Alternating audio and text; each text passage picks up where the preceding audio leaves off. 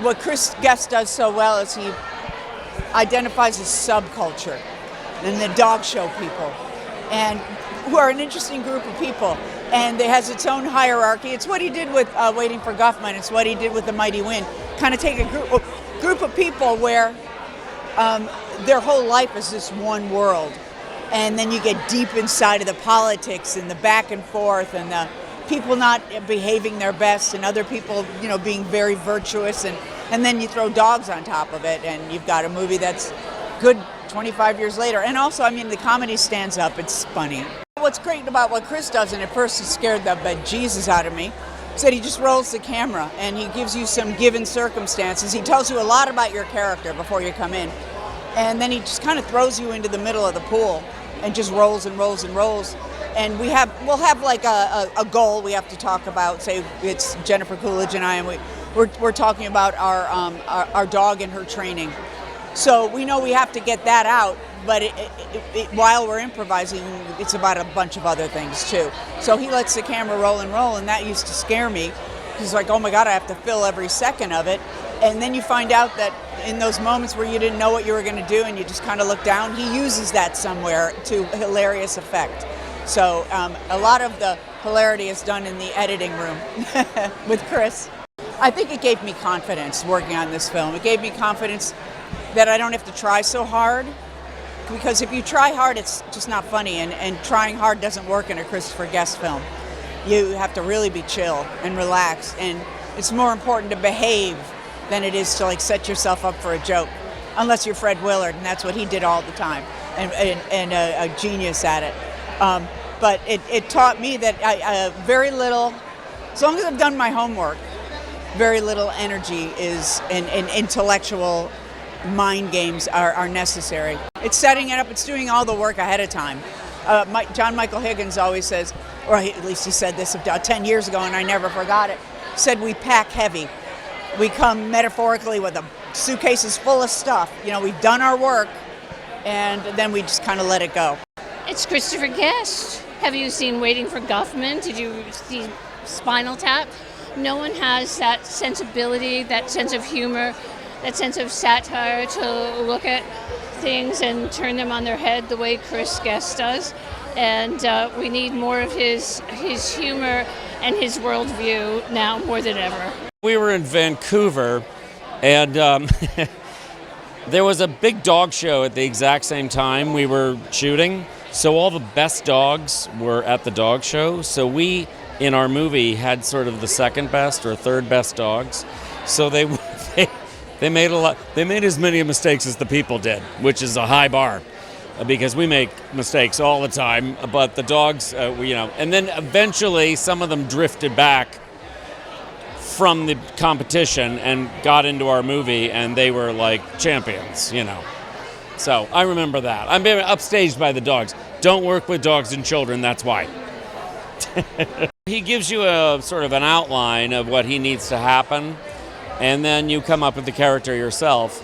And mostly I think I was imitating a couple of good friends of mine. Yeah, so it was interesting because 25 years ago, the whole, I was a gay character, and that was a very different thing. At least, you were, as a straight white person, you could be a gay man in movies, but that's not the case anymore. There's so many great gay actors. Why just hire one of them? But back then, it was just that's the way it was done, strangely, and so I'm a theater person. Every friend of mine is gay, and so I just imitated them and hoped for the best. I was a stage actor, and improv is nothing new to me. I never really used it as a destination. It was more of a tool. And so in Chris's movies, it really works well because he doesn't really want us to tell a lot of jokes and stuff. It's not competitive like cabaret improv.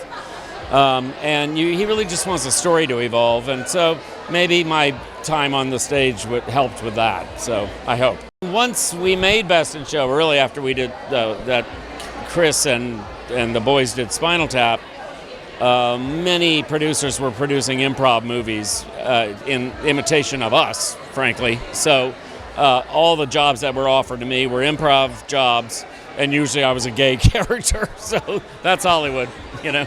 It's one of the projects that I'm always asked about, like in grocery stores. And I walked today at the restaurant.